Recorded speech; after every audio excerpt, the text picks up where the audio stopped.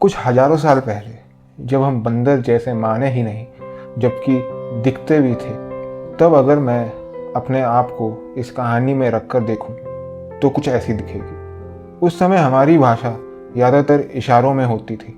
बिना दिमाग पर जोर डाले हम एक दूसरे के इशारे बड़े आराम से समझ लेते थे। तब कोई कपड़े नहीं पहनता था और मैं एक खोजैको नाम की नगरी में रहता था। जिंदगी बहुत साधारण सी चल रही थी। मेरे पास 2 रास्ते थे और मुझे एक का चयन करना था, जो कि मैं नहीं कर पा रहा था। ये चयन करना इतना आसान नहीं होता है, क्योंकि हमें कभी चयन करना सिखाया ही नहीं जाता है।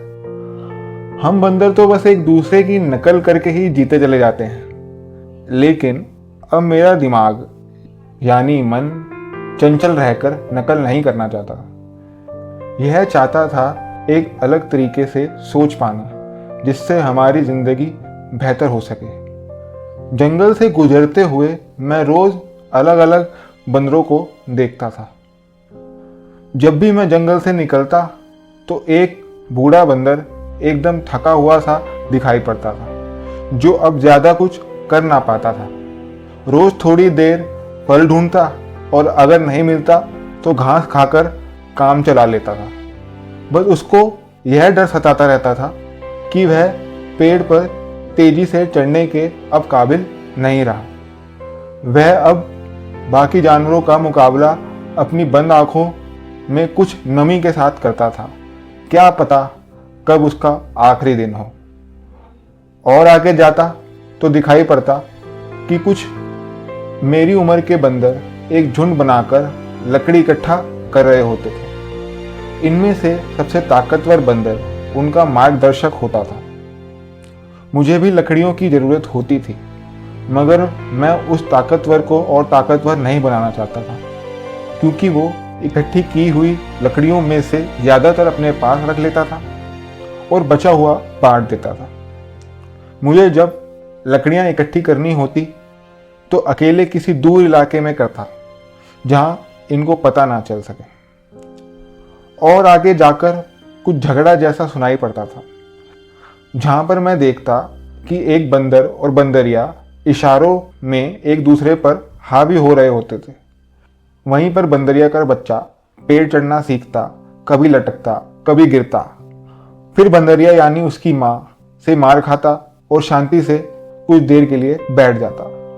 इस नज़ारे की यह खास बात होती कि इन्हीं छोटी छोटी चीज़ों में इस छोटे से परिवार की जिंदगी चल रही थी।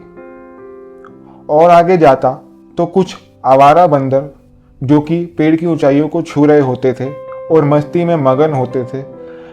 ना उन्हें पेड़ से गिरने का डर होता था और ना उन्हें अभी लकड़ियां इकट्ठे करने की कोई ज़रूरत थी। वे पूरे जोश से पेड़ पर करतब करते और बंदरियों पर इशारों से लाइन मारते।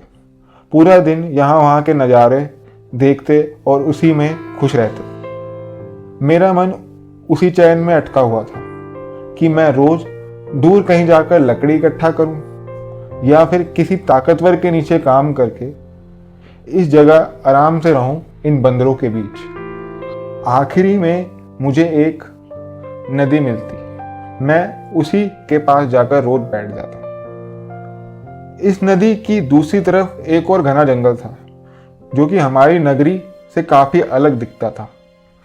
वहां तक हमारे इलाके के बंदर नहीं पहुंच पाते थे। इसका कारण यह था कि जिस नदी के पास मैं बैठा था वो काफी चौड़ी थी। सबका तो पता नहीं, मगर मेरा मन करता था कि काश मैं इस नदी को लांघ पाता और दूर दूसरे जंगल में नए तरीके से जिंदगी खोजता। मेरे जैसे कुछ और बंदर वहां पर रोज आते और ऐसे ही बैठकर चले जाते थे। लेकिन उस दिन ऐसा ना हुआ। उन में से एक बंदर ने नदी लांघने की कोशिश की। जैसे ही उसने छलांग लगाई, वह सीधा कुछ दूर जाकर उस गहरी नदी के अंदर गिरा, जिसका बहाव बहुत तेज था। उसे तैरना आते हुए भी चंद समय में वो डूबकर ओझल हो गया। मैं यह देखकर बहुत घबरा गया। मेरा जो सपना था इस किस्से के बाद पूरा होता दिखाई नहीं दे रहा था। फिर भी मैंने इतनी लकड़ियाँ इकट्ठी की हुई थी कि मैं उससे अभी कुछ और दिन सोच विचार कर सकता था। 2 दिन बाद एक भयानक तूफान आया। मैं उस समय पर उसी नदी के पास में बैठा हुआ था और देखता हूँ कि नदी का बहाव और तेज हो गया है। मैं नदी को बैठा महसूस कर ही रहा था कि इतने में टूटा हुआ पेड़ नदी में तैरता दिखाई दिया। कमाल की बात यह थी कि उस पर 2-3 पंछी मजे से बैठकर बिना डूबे सवारी का आनंद ले रहे थे। उस समय मेरे मन में कुछ सवाल आए कि यह हो क्या रहा है, वो पंछी डूब क्यों नहीं रहे हैं। अब मानो या ना मानो, बिना सवाल के कोई जवाब देता नहीं और जवाब ढूंढता भी नहीं, मगर मेरे पास सवाल थे, ऐसे सवाल जो मेरी आगे आने वाली जिंदगी का रुख बदल सकते थे। पहला, यहाँ रुककर लकड़ी इकट्ठी की जाए या फिर नदी के उस पार जाया जाए। दूसरा, नदी के उस पार कैसे जाया जाए। तीसरा, ये पंछी जो पेड़ के टुकड़े पर बैठे थे वो डूबे क्यों नहीं। अब सोचने का नहीं, आजमाने का वक्त आ चुका था। रात में मैंने अपनी इकट्ठी की हुई लकड़ियों को समेटा। मैं जानता था कि रात को शिकारी शिकार पर निकलते हैं, फिर भी ये जोखिम तो मुझे लेना ही था, क्योंकि जैसा कि मैंने कहा, हमें कभी ना कभी अपने लिए खुद से निर्णय लेना ही होगा। यह निर्णय ही हमारी जिंदगी को बदलता है। जल्दी से लकड़ियों के कुछ गुच्छे बनाए ताकि मैं उसे अपने चारों ओर बांध सकूं और अगले दिन का इंतजार किया। अगला दिन मेरी जिंदगी का अब तक का सबसे बड़ा दिन हो सकता था, क्योंकि मेरे लिए ऐसा फैसला लेना ज़्यादा आसान ना था। सुबह हुई और मैं छिपता छिपाता उन लकड़ियों के गट्ठर को नदी तक ले जाने में सफल हुआ। अब मेरी इकट्ठा की हुई लकड़ियां समाप्त हो चुकी थी, तो मुझे छलांग लगानी ही थी, वरना वही पिछली जिंदगी में फंसा रह जाऊंगा। अगर मैं डूब गया तो मेरा जीवन वहीं समाप्त हो जाएगा, लेकिन अगर इन लकड़ियों के गट्ठर के साथ मैं तैर पाया तो हाथ पैर मारकर दूसरे छोर तक पहुंच ही जाऊंगा। आंखें बंद की, गहरी सांस ली, अपनी पिछली बीती जिंदगी को अपने सामने पाया और थोड़ा दौड़कर एक लंबी छलांग लगा दी, ताकि ज़्यादा से ज़्यादा नदी का हिस्सा छलांग से नाप पाऊँ। कुछ चंद समय हवा से बातें करने के बाद मैं वो गहरी बहती नदी के अंदर था। अब पानी ने मुझे चारों ओर से जकड़ लिया था और अब मैं कुछ नहीं कर पा रहा था। मेरी सांस फूलने लगी थी।